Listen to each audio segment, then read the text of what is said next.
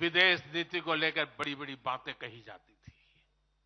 अभी मैं कुछ दिन पहले ही यूएई और कतर से जाकर के आया हूं। तमाम देशों से हमारे रिश्ते कैसे मजबूत हैं, ये आज दुनिया देख रही है। आज पश्चिमी एशिया के देशों से हमारे संबंध अब तक की सबसे मजबूत स्थिति में है। 2015 में जब मैं यूएई गया था पहली बार, आप हैरान हो जाएंगे, मेरे पहले 34 साल तक देश का प्रधानमंत्री वहां नहीं गया था। सोचिए किस तरह हमने उस पूरे क्षेत्र को छोड़ रखा था। कांग्रेस की सरकारें पूरे वेस्ट एशिया को सिर्फ पाकिस्तान के संदर्भ में देखा करती थी। उन्हें भारतीयों की शक्ति और उनके विश्वास पर भरोसा ही नहीं था। लेकिन आज भारत इस क्षेत्र से संबंधों का नया अध्याय लिख रहा है। पहले लोग सोचते थे कि बस तेल का इंपोर्ट कर लेते हैं और यहां से कुछ लेबर भेज देते हैं ताकि उनको रोजी रोटी मिल जाए। लेकिन अब ऐसा नहीं है। आज ट्रेड, टेक्नोलॉजी, टूरिज्म, ऐसे अनेक क्षेत्रों में हमारे संबंध बहुत बेहतर हैं और हम निरंतर विकास कर रहे हैं। यहां तक कि अरब के 5 देशों ने मुझे अपना सर्वोच्च सम्मान तक दिया है। यह सम्मान मोदी का नहीं है, 140 करोड़ भारतीयों के सामर्थ्य का सम्मान है। और भाइयों बहनों, विदेश नीति के जो भी जानकार हैं, वो विदेश से मिले हर संकेत भी पकड़ ले रहे होंगे। आज अलग अलग देशों में सत्ता और विपक्ष के दल ये खुलकर मानते हैं कि भारत के सशक्त होने से पूरी दुनिया का हित होने वाला है। ये पूरी दुनिया मानने लगी है। आज हर महाद्वीप में भारत का सम्मान, भारत की ताकत बढ़ रही है। हर देश भारत से गहरे संबंध बनाने पर जोर दे रहा है। और इन सब के बीच कोई देश हमारी सरकार से बातचीत के लिए, आप जानकर के हैरान होंगे, अभी तो चुनाव बाकी है, लेकिन मेरे पास जुलाई, अगस्त, सितंबर के डेट पड़े हुए निमंत्रण दे करके। इसका अर्थ क्या है? इसका अर्थ है कि दुनिया के विभिन्न देश भी बीजेपी की सरकार की वापसी को लेकर पूरी तरह आश्वस्त है। वो भी जानते हैं, दुनिया का हर देश जानता है, दुनिया की हर शक्ति जानती है, आएगा तो कांग्रेस से देश को बचाना, देश के हर नागरिक को बचाना, हमारे बच्चों का, हमारे युवाओं का भविष्य बचाना बीजेपी के प्रत्येक कार्यकर्ता का दायित्व है। कांग्रेस का ट्रैक रिकॉर्ड हम सभी के सामने है। कांग्रेस अस्थिरता की जननी है। कांग्रेस परिवारवाद की जननी है। कांग्रेस भ्रष्टाचार की जननी है। और कांग्रेस तुष्टीकरण की भी जननी है। 70 के दशक में जब देश में कांग्रेस के विरुद्ध गुस्सा बढ़ना शुरू हुआ, तो खुद को बचाने के लिए इसने अस्थिरता का सहारा लिया। हर नेता की सरकार कांग्रेस ने अस्थिर की। आज यहां प्रस्ताव के समय इसकी चर्चा आई है, तो मैं ज्यादा उसके लिए कहता नहीं हूं। आज भी ये लोग अस्थिरता पैदा करने के लिए नई नई साजिशें कर रहे हैं। इन लोगों ने मिलकर जो गठबंधन बनाया है, उसकी भी यही पहचान है। कांग्रेस के पास विकास का एजेंडा नहीं है, फ्यूचर का रोड मैप नहीं है। ये देश को कभी भाषा के आधार पर तो कभी क्षेत्र के आधार पर बांटने में जुटे हुए हैं।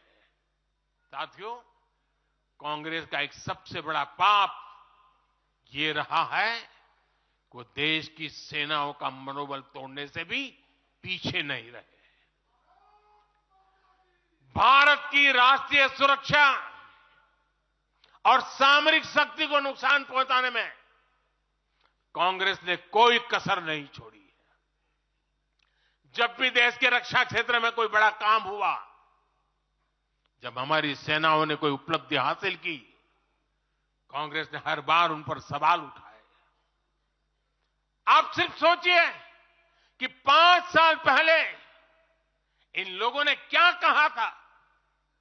इन लोगों ने हर कोशिश की कि हमारी वायुसेना को राफेल जैसे एडवांस एयरक्राफ्ट न मिल पाए। इन्होंने अप्रचार किया कि हिंदुस्तान एरोनॉटिकल लिमिटेड को, HAL को खत्म किया जा रहा है।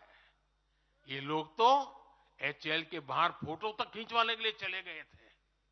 लेकिन देखिए HAL आज कैसे धूमधाम से आगे बढ़ रहा है।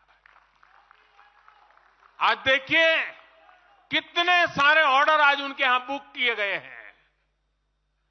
आज जरा देखिए HAL का मार्केट वैल्यू कितना बढ़ गया है। ये वही लोग हैं जिन्होंने हमारी सेनाओं के सर्जिकल स्ट्राइक करने पर उनके पराक्रम पर सवाल खड़ा कर दिया। जब एयर स्ट्राइक हुई तो उसकी सफलता के प्रमाण मांगे जाने लगे। कांग्रेस भारतीय सेनाओं के अपमान का कोई मौका नहीं छोड़ती। लाल किले से मैंने कहा था, यही समय है, यही समय है, यही समय है।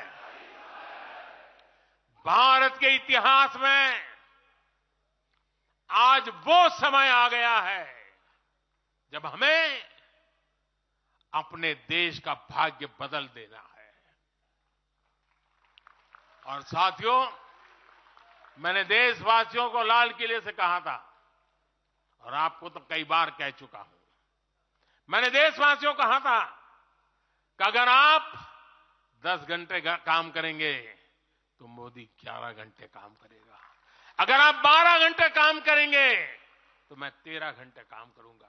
अगर आप 14 घंटा काम करेंगे तो मैं 15 घंटे काम करूंगा।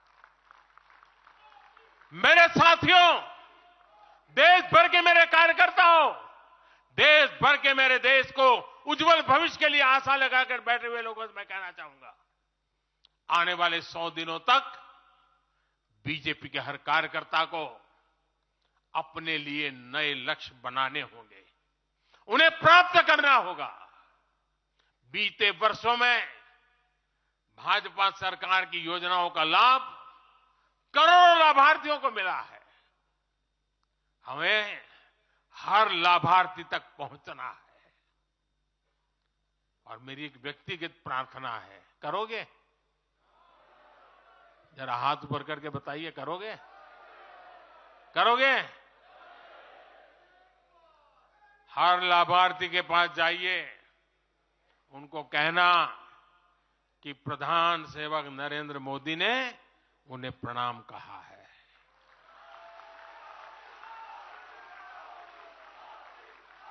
और इसमें आपको नमो ऐप से भी बहुत मदद मिलेगी।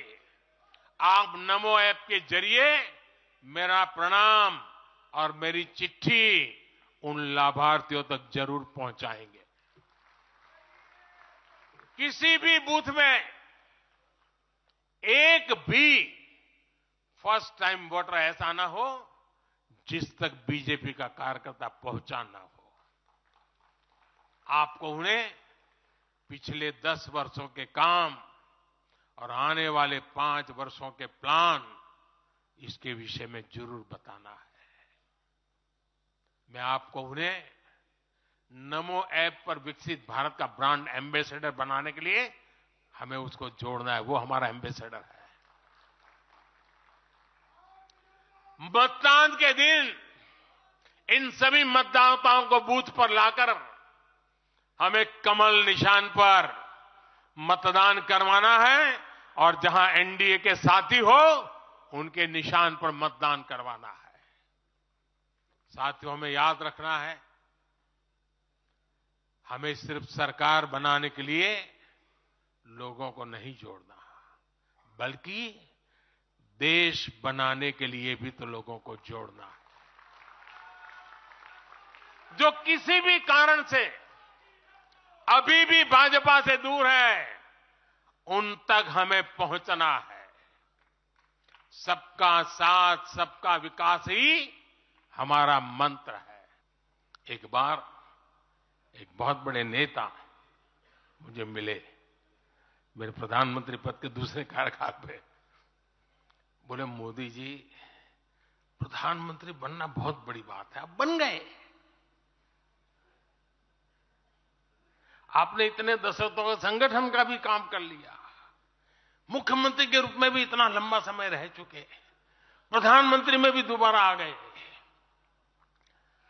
अब इतना काम पा लिया है, अब तो थोड़ा बैठो, आराम करो, बहुत कर लिया।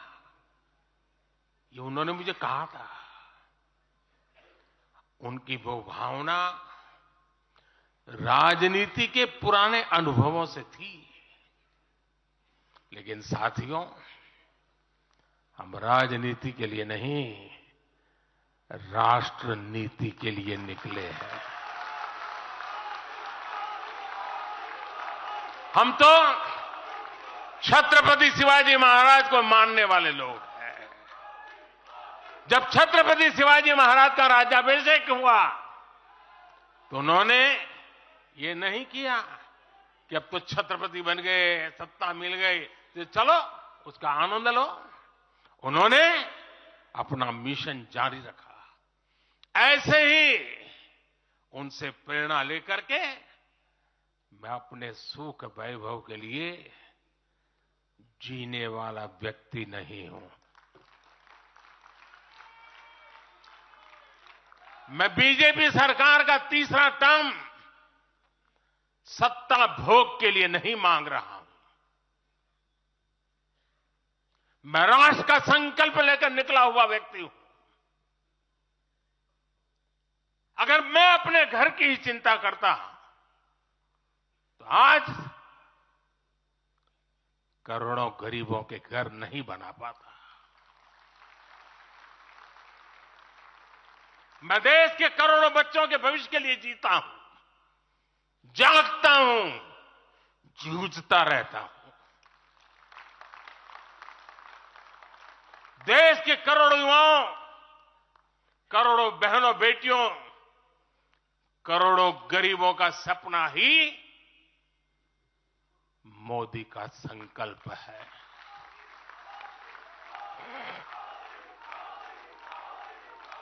साथियों, मुझे खुशी है कि आज विकसित भारत अभियान की बागडोर भी भारत के युवाओं ने संभाली है।